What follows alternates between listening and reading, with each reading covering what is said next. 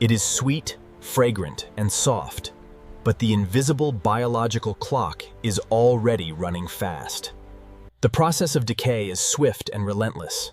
As we accelerate time, we see the cellular breakdown and the emergence of various molds. For most of human history, this was one of the quietest problems civilization had to solve. Because fruit is a very strange kind of food that defies easy, long-term preservation efforts. It can be remarkably abundant 1 week and completely unavailable throughout the following winter months. A tree produces more fruit than a family can eat, only for winter to leave nothing. So ancient humans began asking a deceptively simple question about preserving their seasonal food supply. What if the natural decay of the fruit could somehow be stopped by human intervention? Not frozen stiff in ice, not dried completely out, and not turned into alcoholic wine, but transformed into something that could survive long after the harvest had completely disappeared forever. The successful answer would eventually become something sitting inside millions of kitchens around the world today. Today, it seems almost too ordinary to notice during our hurried morning breakfast routine hours. A transparent layer of strawberry spread on toast, or purple grape jelly inside a sandwich. Apple jelly served beside roasted meat offers a delightful culinary contrast for demanding dining guests.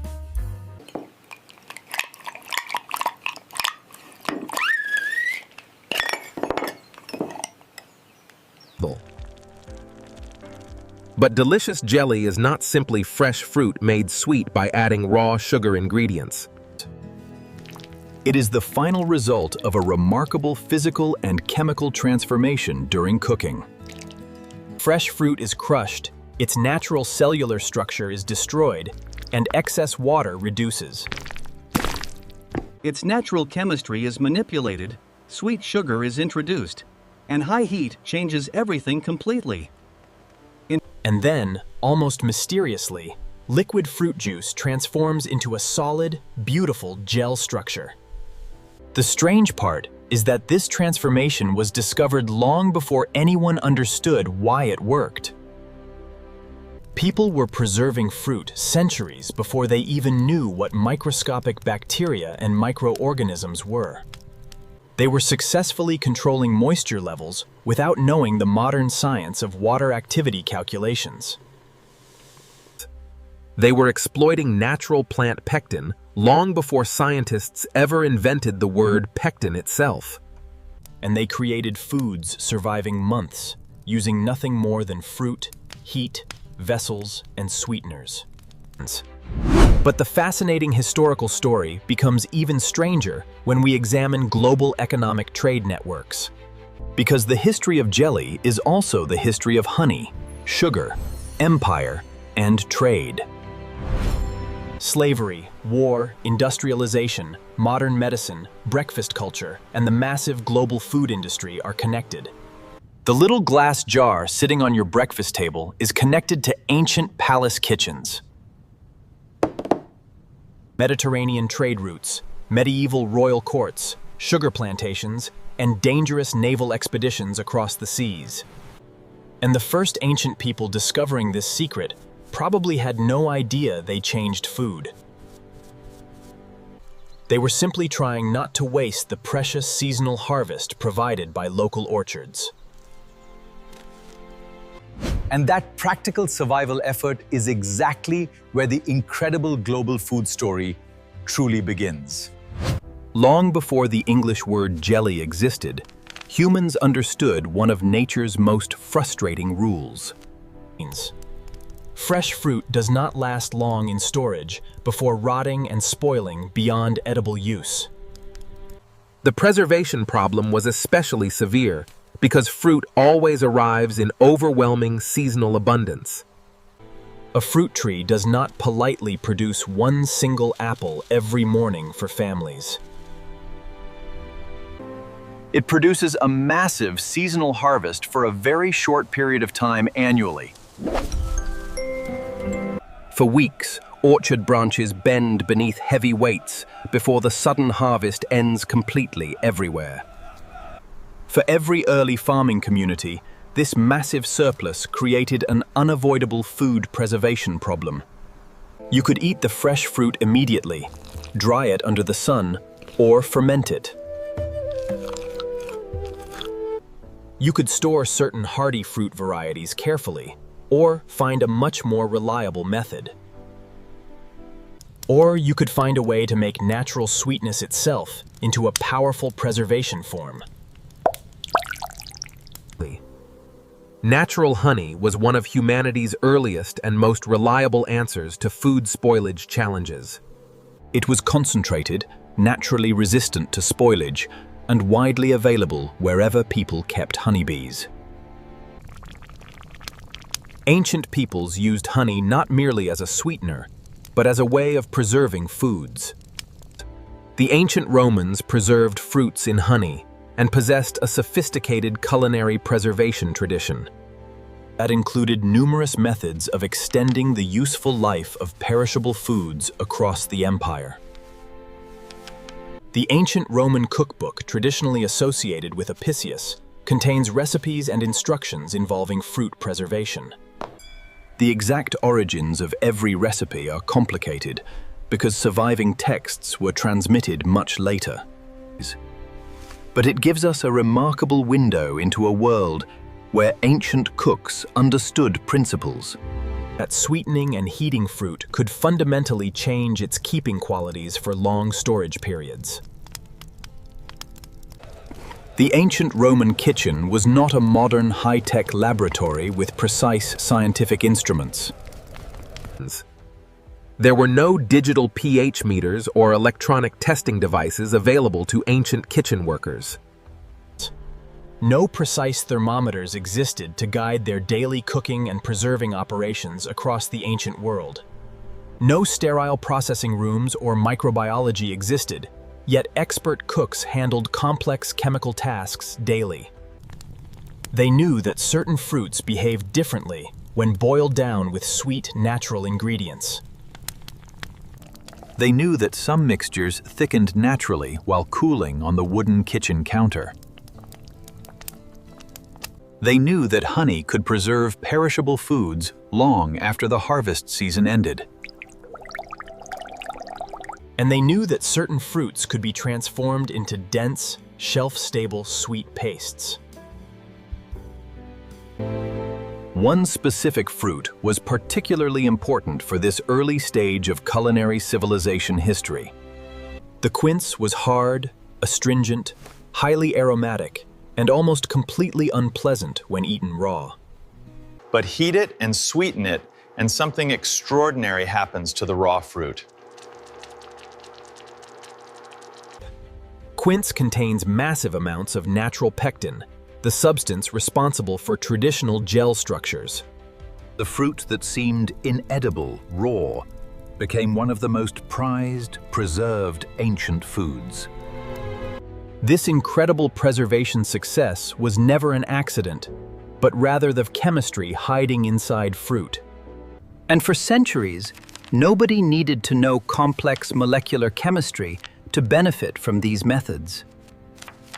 The quince became especially important in the steady evolution of traditional fruit preserves globally. Across the Mediterranean and medieval Europe, quince was cooked with sweet ingredients into thick preparations. The culinary forms varied wildly, as some preparations were soft, while others remained quite runny. Some were thick pastes that could be easily sliced with a knife for guests. Some preparations were much closer to what we would call modern fruit jam today. Still others were closer to fine confectionery items served exclusively to wealthy royal guests. The modern categories of jam and jelly did not exist in the neat way today. They were simply part of a much larger family of preserved, seasonal orchard fruit products. This important historical distinction matters because transparent jelly did not suddenly appear as a finished invention. It slowly emerged from centuries of trial and error experimentation across multiple global cultures.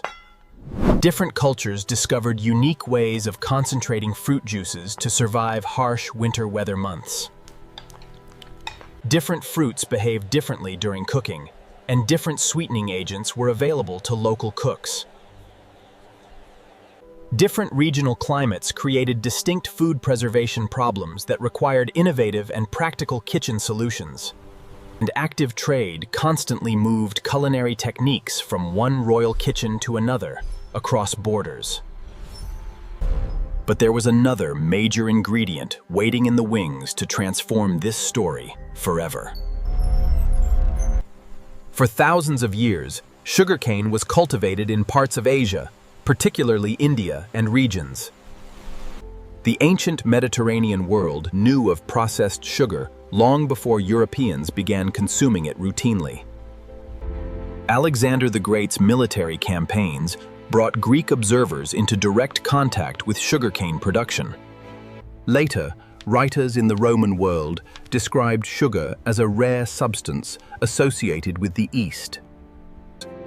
But knowing that sugar existed and having enough sugar to fill a cooking pot differed.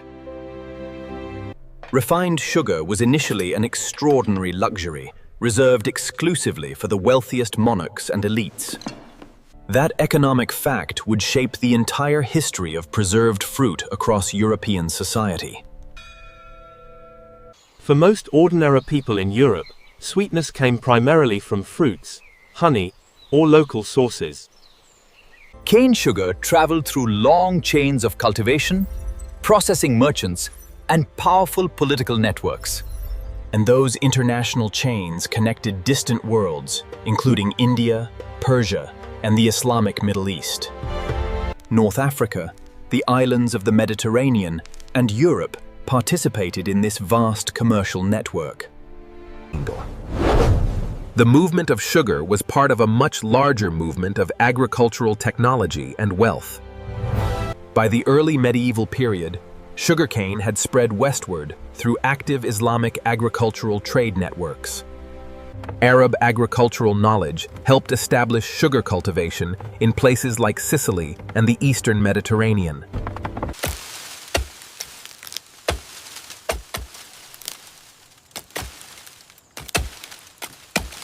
The complex process required land, water, fuel, labor, equipment, and tight administrative organization constantly. Refined sugar was therefore not simply a crop, but rather a powerful emerging global industry. And wherever refined sugar became a major industrial enterprise, political power quickly followed behind it. This is where the innocent story of fruit preservation begins to intersect with politics directly. Refined sugar could make seasonal fruit last longer, but sugar required an enormous production system. By the medieval period, Europeans encountered sugar through expanding trade networks in the eastern Mediterranean.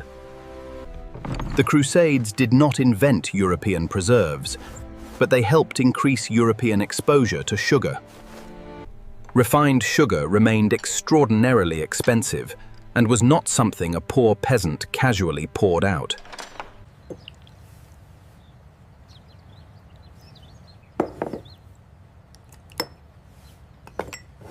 And this commercial reality transformed preserved fruit from a simple survival method into fine dining.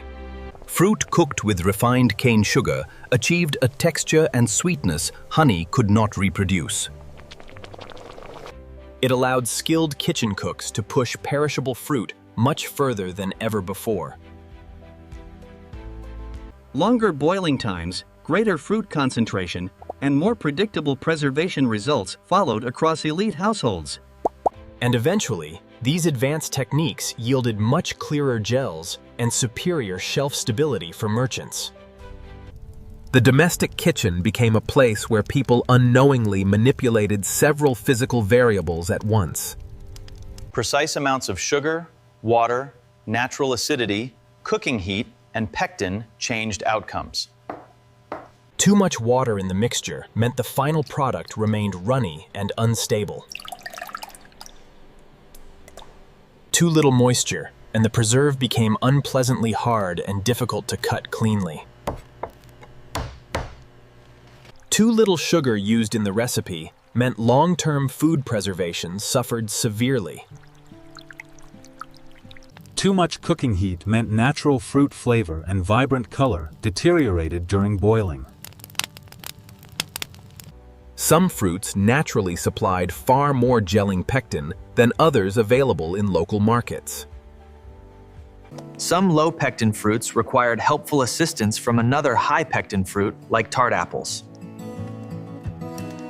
And certain specialty fruits required completely different cooking methods to achieve the desired gel consistency. This scientific reality explains precisely why the humble quince was exceptionally valuable to cooks. It brought its own powerful gelling power directly into the simmering cooking pot. The miraculous fruit itself contained a vital part of the scientific preservation answer. Medieval kitchen cooks did not speak about complex pectin molecules or chemical bonds. They simply knew through practical experience that quince worked reliably for winter storage. The same reliable practical knowledge eventually spread into other fruits and regional culinary traditions. In France, quince preserves became closely associated with traditional preparations such as smooth cotignac. In Spain, rich quince paste became widely known as the beloved regional specialty, membrillo. In Italy, related culinary preparations became widely recognized by the traditional name cotognata. The regional names changed, the physical texture changed, and the specific recipes varied slightly. But the underlying culinary idea remained completely consistent across every European cultural border. Take fresh, seasonal fruit that will otherwise not survive the cold winter season. Break it down completely, combine it with a protective preservative sweetener agent, and cook. Apply steady cooking heat, concentrate it thoroughly, and turn a fleeting harvest into food. And turn a fleeting seasonal harvest into something that can outlive the harvest itself. This culinary practice was much more than simple dessert preparation for wealthy noble families. It was essential seasonal engineering that guaranteed community survival through long winter months. And then something remarkable happened that would make preserved fruit even more important globally. The world became increasingly connected as international trade routes expanded across major oceans. Merchant ships crossed dangerous seas carrying spices, sugar, citrus fruits, and preserved foods safely.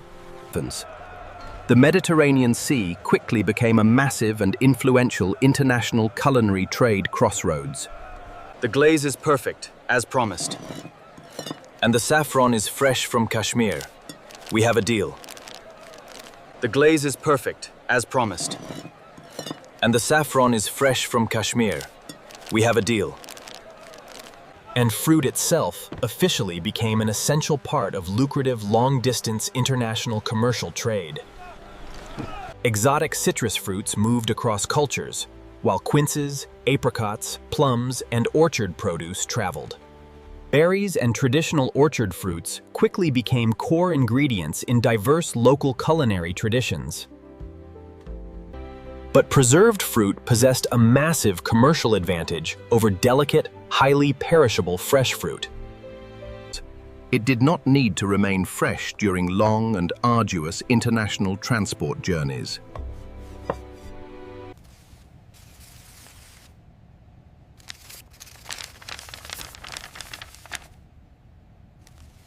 A medieval merchant could transport something sweet and concentrated without carrying delicate fresh fruit.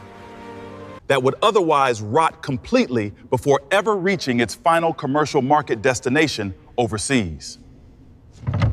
A household could easily store the summer fruit harvest for the upcoming colder winter months.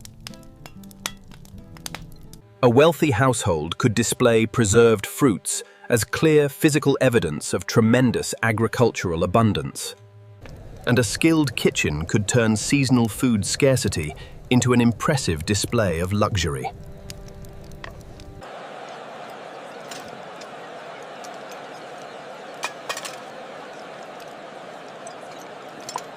They could easily become an integral part of grand visual spectacle for elite guests. Colorful fruit preparations, sugar-coated foods, pastes, syrups, and preserves demonstrated access to expensive ingredients. The preserved fruit itself could quickly become a powerful visual symbol of extreme personal wealth. The strange irony was that the thing designed to defeat decay became associated with excess. A practical technology born from seasonal scarcity eventually became an exclusive luxury for ruling elites. But sugar's eventual transformation from a rare luxury into a mass commodity would change that. And that profound economic transformation across global trade networks was undeniably brutal and severe. As European colonial powers expanded into the Atlantic world, sugarcane cultivation followed closely behind. The lucrative crop moved rapidly into increasingly large and intensive agricultural plantation systems globally. Mediterranean production had already demonstrated the enormous labor demands required for processing sugar. In the Atlantic world, those intense labor demands were scaled up on a vast scale. Plantations in places including Madeira, the Caribbean, and later Brazil became central to the economy. Enslaved Africans were forced to perform much of the grueling labor that made sugar profitable.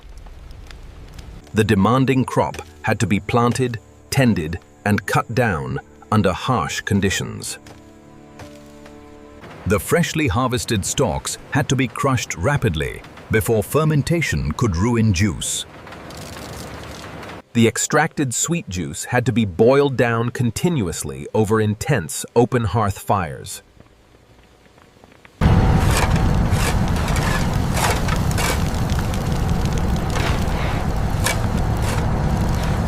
Heavy processing mills had to operate day and night without interruption throughout the harvest. Expansive agricultural fields had to be cleared and replanted continuously to maintain high yields. The daily agricultural work was extraordinarily exhausting, highly dangerous, and entirely relentless for workers. And the refined sugar produced by this brutal system fundamentally changed European food culture forever. A sweet substance once reserved largely for wealthy elites became increasingly available to wider markets. The expanding commodity distribution did not happen equally across all social classes at once. It did not happen immediately, nor did it occur without causing immense human suffering abroad. But over time, the overall market price and accessibility of refined sugar shifted dramatically. And when any essential food preservative becomes significantly cheaper, the foods built around it change. Transparent fruit jelly could finally move outward from aristocratic dining tables toward ordinary household kitchens. Preserved seasonal fruit could easily become an everyday part of the morning breakfast routine everywhere. Sweet fruit spreads could successfully transition into accessible commercial products manufactured for mass consumption markets. Refined sugar stopped being merely a rare luxury and became a standard industrial manufacturing commodity. The fascinating history of sweet fruit jelly cannot be separated from this massive economic transformation. Because fruit jelly is not only the historical story of fresh orchard fruit cultivation, it is the broader history of what happens when a rare ingredient becomes abundant. Abundant enough to completely reshape everyday consumer behavior and modern breakfast dining habits globally. And now another fascinating chemical mystery appears when we examine traditional fruit jelly preparation. If refined sugar was so critically important, why does fruit jelly sometimes set firmly? Why doesn't cooked fruit simply remain a sweet, runny syrup inside the glass jar? Why does a liquid cooking mixture sometimes become a trembling, translucent, semi-solid mass? The scientific answer lies directly within one of the most remarkable natural substances inside fruit. That essential substance is natural plant pectin, which drives traditional fruit jelly setting processes. Pectin is a complex carbohydrate found naturally within the rigid cell walls of plants. When raw fruit is cooked thoroughly, its cellular structure breaks down and pectin releases. Under the right chemical conditions, these released pectin molecules form an interconnected structural network. Adding refined sugar helps bind the water molecules within the developing pectin gel matrix. Natural fruit acid also helps activate the gelling properties required for a successful set. The reduction of excess water through boiling allows the molecular network to lock firmly. And suddenly, the liquid mixture no longer behaves like an ordinary watery liquid. It successfully transforms into a firm, stable gel structure, ready for long storage. This hidden chemical architecture represents the true scientific foundation of traditional fruit jelly preparation. That beautiful wobbling spoonful of fruit preserves is never the result of mere kitchen magic.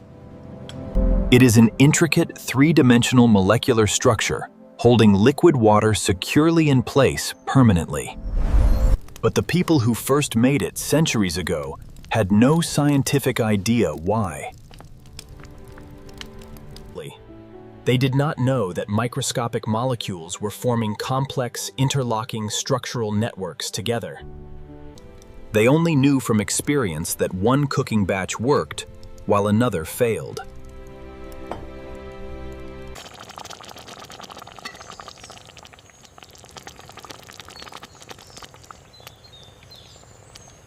They watched the boiling sugar bubbles closely as the mixture reduced on the fire.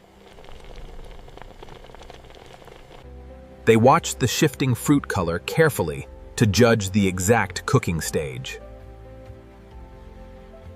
They tested the changing thickness by dropping small samples onto cold stone surfaces. They judged the cooking temperature accurately, using only their trained sensory perception skills. They knew their specific fruits, their cooking pots, and the changing seasonal weather conditions. Generations of accumulated kitchen knowledge created reliable methods that modern food science would explain. And this represents one of the most fascinating recurring patterns in human history. Practical technology almost always comes first, while scientific explanation comes much later in time. Human beings consistently learn how to accomplish tasks before they understand the underlying science. The ancient village blacksmith did not understand atomic metallurgy when shaping iron tools. The early agricultural farmer did not understand genetics when breeding better crop strains. The medieval beer brewer did not understand yeast metabolism when producing fermented drinks. And the traditional jelly maker did not understand pectin molecules when preserving fruit. But they all successfully learned to manipulate nature through careful observation and practice. By the early modern period, preserved fruits were becoming increasingly sophisticated across Europe. European cookbooks began documenting domestic culinary recipes much more systematically for readers. European households with reliable access to refined sugar experimented with different fruits. Traditional fruit jellies became increasingly refined in texture, flavor, and clarity. Perfectly clear jellies could be made easily from carefully strained fresh fruit juices. Visual quality mattered deeply, since a good jelly was not merely edible food. It was expected to be visually beautiful, transparent, bright, and almost jewel-like. In fact, the word jelly itself carries this rich visual history within its roots. The term derives through French and related linguistic forms from words associated with freezing. The precise linguistic path is complicated, but the central culinary idea remains remarkably simple. A flowing liquid is successfully transformed into a solid, structured, set substance. And that remarkable physical transformation was visually dramatic for diners at the table. A dark red fruit juice could become a stunning ruby-colored gel preparation. Simple apple juice could become a golden and translucent delicacy for guests. Quince fruit could become a deep amber paste that delighted elite households. The perishable fruit had not merely been preserved against normal seasonal decay processes. It had been completely reinvented for fine dining tables across European society. And this reinvention became increasingly important as European society changed its daily habits. The dramatic rise of tea drinking in Britain created entirely new opportunities for preserves. Daily bread became increasingly important, and traditional breakfast habits shifted across the nation. Butter, toast, hot tea, and fruit preserves formed an unbeatable culinary combination together. Traditional marmalade developed its own distinct identity, particularly through the use of citrus. Fruit jam and clear jelly developed different regional culinary meanings across domestic kitchens. In Britain and elsewhere, these sweet preserves became associated with breakfast and afternoon eating. Across the vast Atlantic Ocean, the same culinary traditions were adapted locally. The stunning abundance of North American orchards and wild berries offered new possibilities. Fresh strawberries, wild blackberries, sweet grapes, orchard apples, and juicy plums abounded. Tart currants and sour gooseberries added unique flavors to early American home preserving. The diverse American landscape was full of wild fruits that could be turned into jams. But the real culinary and economic revolution was still rapidly approaching from industrial factories. For centuries of human history, making fruit preserves was largely a household activity.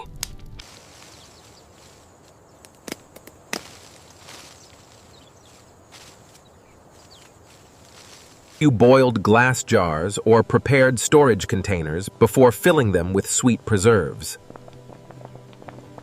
You sealed them tightly, and the labor-intensive preserving process required great patience from everyday household cooks. But rapid industrialization changed the entire economics of food preservation across modern Western industrial societies. Modern factories could process enormous quantities of fresh orchard fruit with unprecedented speed and efficiency. Refined sugar could be purchased easily in massive bulk quantities for commercial food production operations. durable glass containers could be manufactured reliably on a very large scale for commercial markets. Fast transportation could move fruit, sugar, jars, and finished products across entire countries efficiently. And standardized recipes could make the exact same commercial product again and again without variation. This industrial evolution completely changed what transparent fruit jelly meant to ordinary household consumers. It no longer had to be a seasonal homemade kitchen experiment requiring hours of labor. It could become a recognizable commercial brand, a standard commodity, and a retail product. A packaged product featuring a professional printed label that promised absolute safety and quality. A reliable retail product that promised dependable consistency for every single family purchase made. And culinary consistency was widely considered one of the greatest achievements of industrial food manufacturing. The modern factory did not merely produce more jelly for growing urban population markets. It completely changed everyday consumer expectations regarding color, sweetness, and overall product texture. People began to expect the exact same rich color, sweetness, and jar appearance, always. The charming irregularity of the traditional household kitchen began giving way to standardized commercial food. And then came one of the most important technological changes in human food preservation history. The groundbreaking scientific understanding of invisible microorganisms transformed food safety and preservation practices forever. For most of human history, food spoilage remained a mysterious biological process, defying simple explanations. Food went bad unpredictably, and people knew it without understanding the underlying microscopic mechanisms at work. Then 19th century scientific research completely transformed the picture of food safety across the world. Researchers increasingly demonstrated that microorganisms were responsible for many common forms of food fermentation. Controlled heat treatment and strict sanitation procedures quickly became central to modern food preservation science. The pioneering work associated with Louis Pasteur changed how people thought about food safety standards. Subsequent developments in food microbiology changed industrial processing methods across manufacturing facilities worldwide. Now, food preservation was no longer simply an inherited kitchen art passed down through families. It could be studied scientifically, measured accurately, and controlled precisely by trained industrial technicians. Modern factories could design complex production processes around predictable microbial risks to ensure safety. The glass preserving jar itself quickly became a crucial part of advanced food technology. A successful preserve required much more than just fresh fruit and boiled sugar ingredients. It required absolute protection from environmental air contamination after the thermal processing stage finished. The evolution of modern canning and sealed glass containers therefore became crucial to preserves. And once these sophisticated preservation systems matured, fruit jelly became almost absurdly reliable everywhere. Fresh fruit could be harvested, transported safely, processed cleanly, sealed tightly, and stored. Shipped across countries, placed securely on a supermarket shelf, and opened months later safely. The physical distance separating the fruit tree from the breakfast table stretched across seasons. Stretched across multiple seasons and diverse continents, connecting distant agricultural regions with urban consumers worldwide. That remarkable achievement represented the true industrial transformation of perishable food preservation technology globally. Sweet fruit jelly had successfully defeated the relentless, destructive passage of natural time. Not completely defeated forever, because nothing in the natural physical world achieves absolute permanence. But preserved long enough to fundamentally change how ordinary human beings lived their daily lives. And nowhere was this reliable food preservation technology more critically important than during global conflicts. Armed conflict destroys agricultural food systems rapidly, turning productive rural farming fields into barren battlefields. International shipping routes become extremely dangerous. Foreign food imports disappear, and farm workers leave fields. Workers leave rural farms for military service. Agricultural fuel becomes scarce, and government rationing begins. In these extreme conditions, safe preserved foods become strategically vital for civilian and military survival. During the First and Second World Wars, governments encouraged households to preserve surplus food. In Britain, home food preservation became part of the wider culture of wartime self-sufficiency. Surplus fruit that might otherwise have been wasted was successfully turned into sweet jam. Essential sugar, however, was heavily rationed, creating a strange and difficult culinary contradiction everywhere.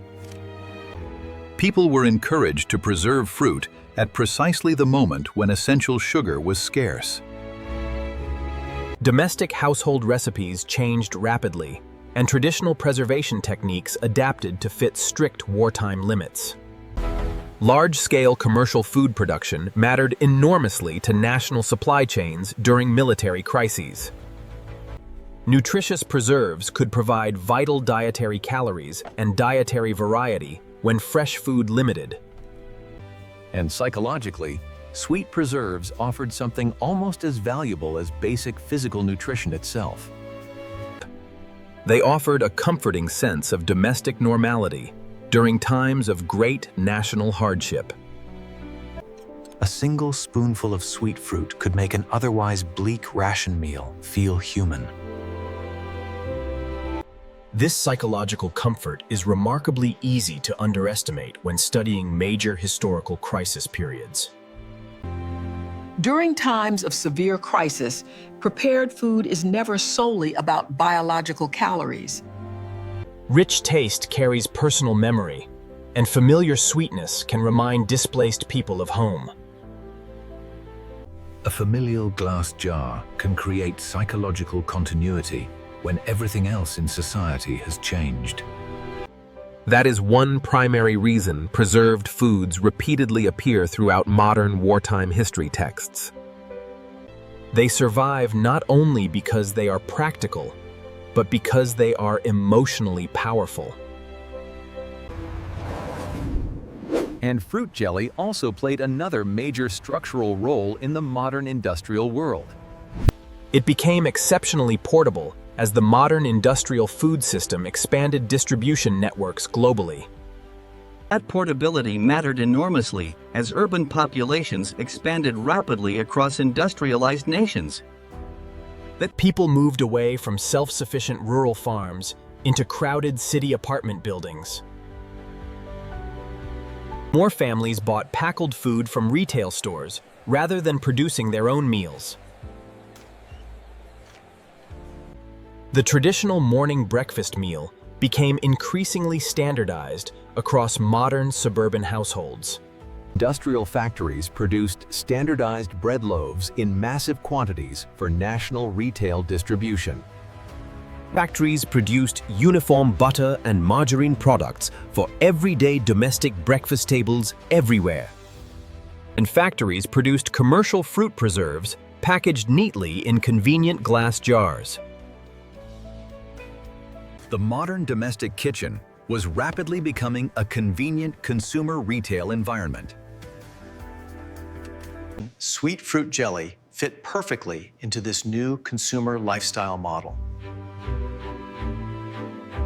No seasonal fruit orchard was required for the urban family of Hispanic descent to enjoy preserves.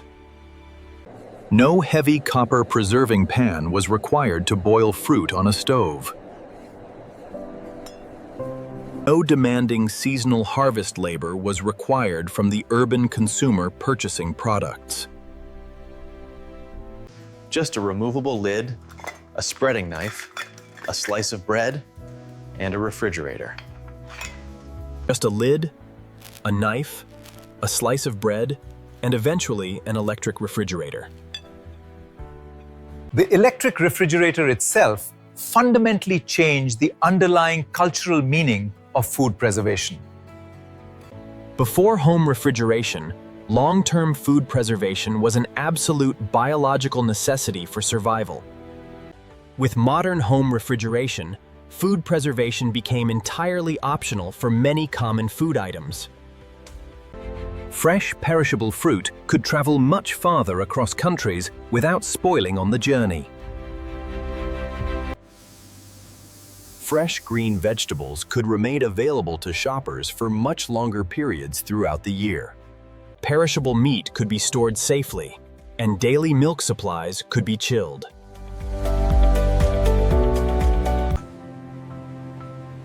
So why did sweet fruit jelly survive after refrigeration made preservation optional? Because fruit jelly had stopped being merely a practical preservation technology for winter survival. It had successfully become a delightful culinary food in its own right across society. That evolution is perhaps the most important cultural transformation in its entire long history. The original historical purpose of making fruit preserves was strictly seasonal survival. The modern culinary purpose of consuming fruit preserves is pure sensory pleasure and enjoyment. We do not spread grape jelly on toast because fresh grapes are disappearing.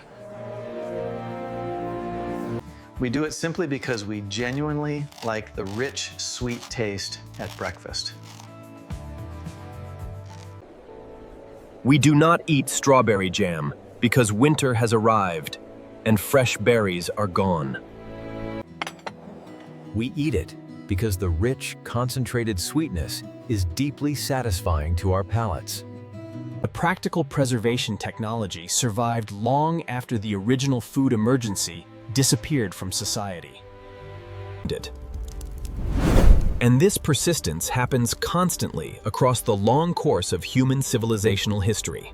Useful tools routinely outlive the specific historical problems that originally created them for society.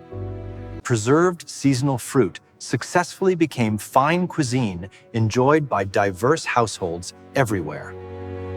Fine cuisine gradually became ingrained cultural tradition, and cultural tradition turned into daily habit, and daily eating habit eventually became completely invisible to the average modern consumer. But modern fruit jelly became increasingly scientific through advanced industrial manufacturing research programs. Food manufacturers learned precisely how to control natural plant pectin during commercial production. They learned scientifically how natural acidity affected gel formation during the cooking process. They developed standardized processing temperatures to ensure consistent product texture in every batch. They measured sugar concentration accurately to guarantee proper preservation and long-term shelf stability. They carefully selected specific fruit crop varieties designed for predictable commercial manufacturing results. Commercial powdered pectin became widely available, allowing cooks to make reliable jams. Reliable jams and jellies from fruits that naturally contain less gelling pectin properties. Suddenly, the old frustrating uncertainty of the traditional kitchen could be significantly reduced.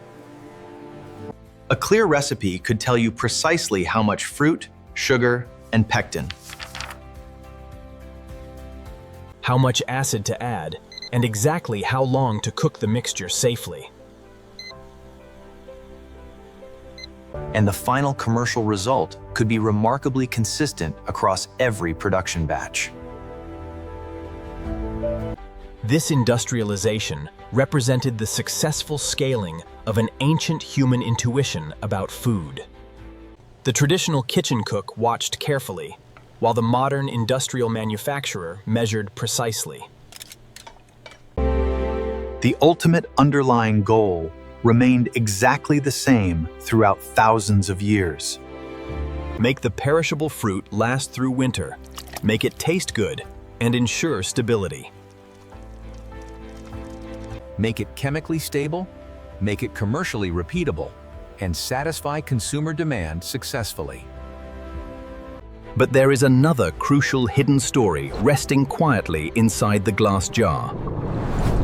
Water. Fresh orchard fruit is mostly composed of water, which supports biological life processes. And water is precisely what makes many foods vulnerable to rapid microbial growth and spoilage. By removing excess water through cooking and concentration, preservation becomes much easier. While binding some remaining water with large amounts of sugar, preserves alter the environment. Preserves make the chemical environment far less favorable for many destructive microorganisms to survive. Again, ancient kitchen cooks understood the observed effect without understanding the underlying scientific mechanism. They were successfully manipulating the availability of water itself within the cooking pot mixture. Modern food science would eventually describe this precise phenomenon in terms of water activity. But the fundamental kitchen principle had already existed for centuries across human civilizations. Make the chemical environment hostile to spoilage, and suddenly perishable fruit becomes durable. This is why the fascinating history of jelly is not really the history of sweetness. It is the ultimate history of controlling water, controlling time, and controlling natural decay. That makes the ordinary glass jar on your breakfast table far more extraordinary than appears. Think carefully about what that simple glass jar actually represents in human history. A delicate strawberry may exist naturally for only a brief seasonal harvest window. But after careful transformation, its rich flavor can remain long after the field is empty. The fresh berry itself disappears, its delicate structure is destroyed during cooking processes.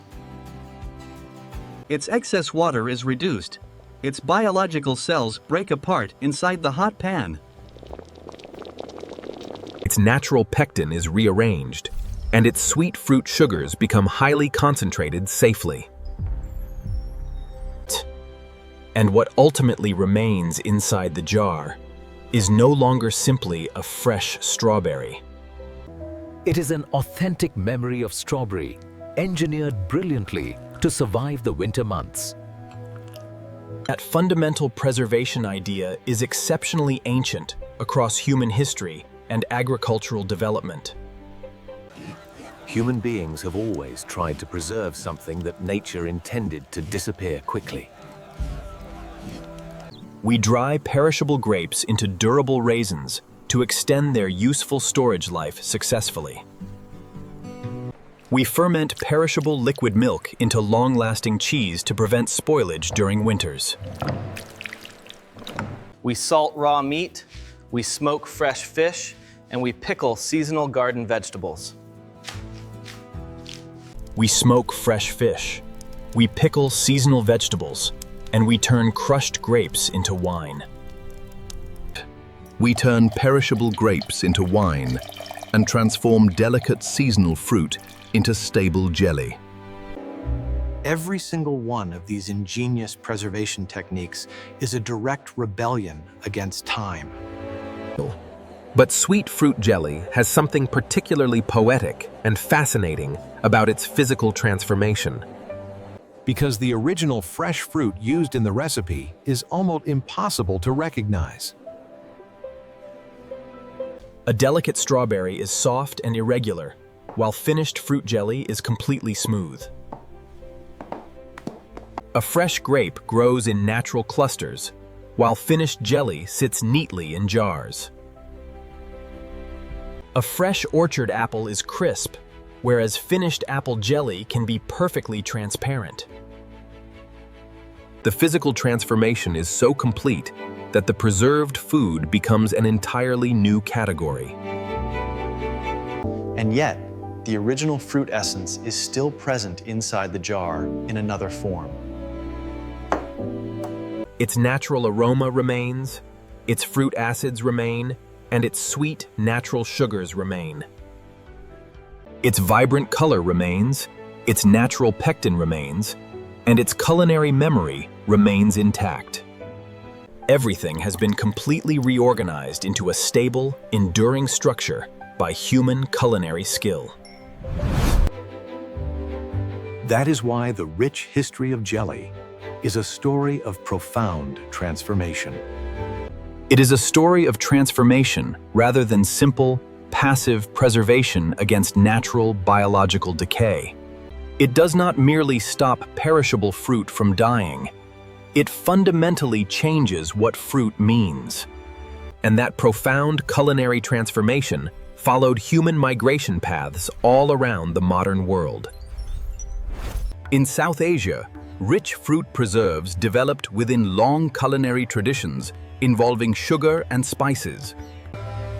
In the Middle East, sweet fruit preparations evolved alongside the cultivation and refinement of sugar. Across the Mediterranean, quince and citrus fruits became central to distinctive regional sweet preserves. In Europe, rich regional traditions developed around wild berries, orchard fruits, and imported citrus. In Britain, citrus marmalade and sweet fruit jam became deeply embedded in breakfast culture. In North America, abundant local fruit and industrial manufacturing helped create a commercial industry. Elsewhere around the globe, preserves became valued gifts, desserts, condiments, medicine, and travel food. The same basic culinary idea could produce completely different regional and cultural identities worldwide. That wonderful cultural diversity is the true beauty of global food history studies. A culinary technique travels across borders, a new culture adopts it, and ingredients change. The local ingredients change, the regional language changes, and the cultural meaning changes entirely. And eventually, over many generations, nobody remembers where the original preservation idea began. The fascinating history of fruit jelly is full of these quiet and invisible global journeys. Refined sugar traveled across oceans, fresh orchard fruit traveled, and valuable culinary knowledge traveled. And sometimes, people traveled unwillingly across the world, carrying agricultural systems and labor practices. That is why the sweet taste of a modern fruit preserve carries a complicated historical shadow. The refined sugar that helped make fruit jelly cheap was tied to colonial expansion. And harsh plantation economies operating across the Atlantic world. The immense agricultural abundance of refined sugar came at a terrible and enormous human cost. The modern commercial food industry directly inherited that complex and troubling historical legacy. Today, when you buy a jar of fruit jelly, you are not participating directly. You are not participating directly in those historical systems in the way past owners did. But the global food economy still carries visible traces of the networks built during that era. Everyday food history is rarely innocent of the broader economic structures that produced it. A simple food ingredient can connect local kitchen tables to vast historical global empires. A morning breakfast spread connects a remote farm to a factory and shipping port. And a shipping port connects directly to centuries of complex international commercial trade networks. And that fascinating connection is exactly why ordinary household foods deserve to be studied closely. Because the ordinary domestic sphere is where important human history hides best from view. Famous monarchs leave grand stone monuments to mark their temporary political rule over nations. Devastating wars leave permanent physical ruins across the landscape, and fallen empires leave rigid borders. Fallen empires leave changing political borders, but everyday food leaves enduring domestic social habits. And those daily domestic habits can survive successfully for centuries across human generations. Consider how strange it is that something designed originally to solve survival problems provides comfort. The original historical challenge was simple. How do we keep fresh fruit from spoiling? The modern consumer question is much simpler. Which delicious fruit flavor do you want today? Strawberry, raspberry, grape, blackcurrant, apple, or orange preserves line the store shelves. The ancient food spoilage problem has disappeared so thoroughly that we have forgotten it existed. That total disappearance is the ultimate historical victory of advanced food preservation technology.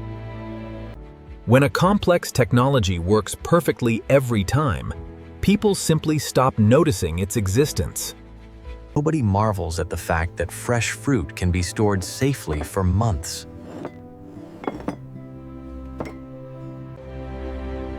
Nobody looks at fruit jelly and thinks about the changing agricultural harvest season anymore. Nobody tastes strawberry jam and imagines the short window in which fresh strawberries were available. But perhaps we certainly should pause to consider the incredible journey inside the jar. Because once you truly understand what is inside that glass jar, breakfast looks different. The fruit jelly is not simply sweet. It is compressed agricultural time captured inside glass. It is a seasonal harvest successfully converted into safe, long-term winter storage containers.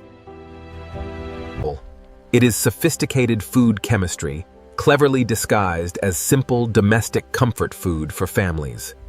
It is traditional agriculture transformed into refined cuisine through centuries of human culinary trial. And it represents thousands of years of human experimentation condensed into something easily spread. Condensed into something you can effortlessly spread with a knife on your morning toast. The most remarkable part is that the original inventors did not know they invented anything. They were simply solving immediate, practical problems to feed their families through cold winters. An agricultural harvest was far too large, and fresh fruit was beginning to spoil rapidly. Natural honey was readily available, and a cooking pot sat ready over the fire. Someone tried something new in the kitchen, and the cooking result actually lasted longer. Someone remembered the successful method, and someone taught the next generation of home cooks. The preservation technique changed over time. Refined sugar entered the story, and trade expanded. Global trade expanded dramatically, and powerful empires moved exotic ingredients across vast ocean waters. Industrial factories standardized production methods, and modern food science successfully explained the complex chemistry. Home refrigeration made long-term food preservation far less necessary for daily household survival needs. And yet the finished preserved food product remained popular in kitchens across the world. That is how human civilization often advances over centuries of continuous practical work. Not through one grand sudden invention, but through millions of tiny, practical, daily decisions. A careful farmer plants a different fruit tree to improve future crop yields. A traditional cook adds a little more honey to improve the preserve flavor. An adventurous merchant carries refined sugar and spices much farther across trade routes. A skilled craftsman makes a better ceramic pot to store perishable winter foods safely. A dedicated scientist measures a precise temperature to optimize food manufacturing processes. An industrial factory improves a container seal to guarantee long-term product safety. A careful housewife saves a glass jar of preserves for the cold winter months. A happy child spreads sweet fruit jam onto a slice of morning toast. Those look amazing, honey. The secret is the extra butter in the batter. That represents the fascinating paradox of successful human technological innovation over long centuries. The more successful a food preservation technology becomes, the less remarkable it appears. Fruit jelly is successful precisely because we no longer think about preservation when eating. But the next time you open a glass jar, consider what you are looking at. A fragile piece of fruit has been successfully taken out of its natural timeline. It was originally supposed to ripen fully in nature and then quickly decay away. Instead of natural decay, clever human beings intervened with fire, sugar, and glass. We crushed the fresh fruit, heated it over open hearth fires, and added sugar. Sweetened it carefully, concentrated it through boiling, sealed it tightly inside glass jars, and sealed it securely within glass containers to make the perishable harvest wait patiently. Apples to rise. The perishable fruit did not survive the winter season completely unchanged in its structure. It survived successfully by transforming into something entirely different and enduring for consumers. And perhaps that represents the deeper historical lesson hidden inside this translucent food item. Successful food preservation is never truly about keeping something exactly as it originally was. It is about changing the food enough that some essential part can survive winter. The delicate strawberry does not survive as a physical strawberry on the table. It survives remarkably as rich, concentrated flavor, ready for morning toast and breakfast meals. The delicate fresh grape does not survive as a grape in storage. It survives wonderfully as sweet grape flavor, enjoyed by families across the country. The seasonal agricultural harvest does not survive as an open field during winter. It survives safely as cherished culinary memory, sealed tightly inside a glass jar. For thousands of years, human beings have been doing exactly this same thing. And in a very real way, we do this with human civilization itself. We take what is temporary in life and try our best to make it permanent. We record oral stories because human voices disappear with time and aging generations. We build massive stone monuments because ordinary people eventually die and leave empty homes. We write detailed history books because human memories fade away over passing centuries. We preserve seasonal food because agricultural seasons change and winter brings food scarcity. And sometimes, the most profound human inventions begin with the simplest fear of all. The universal fear that something truly good will not last through the cold winter. That fundamental fear once stood bravely behind an ancient orchard loaded with ripening fruit. It stood firmly behind a medieval kitchen, boiling astringent quince fruit over hearth fires. It stood beside heavy sugar processing mills operating in distant tropical colonial empire territories. It stood quietly in wartime kitchens, trying to make scarce food supplies stretch farther. And today, that ancient survival instinct sits quietly on the modern family breakfast table. A small glass jar containing a bright layer of fruit preserved against natural decay. A sharp breakfast knife passing smoothly through it to spread preserves onto morning toast.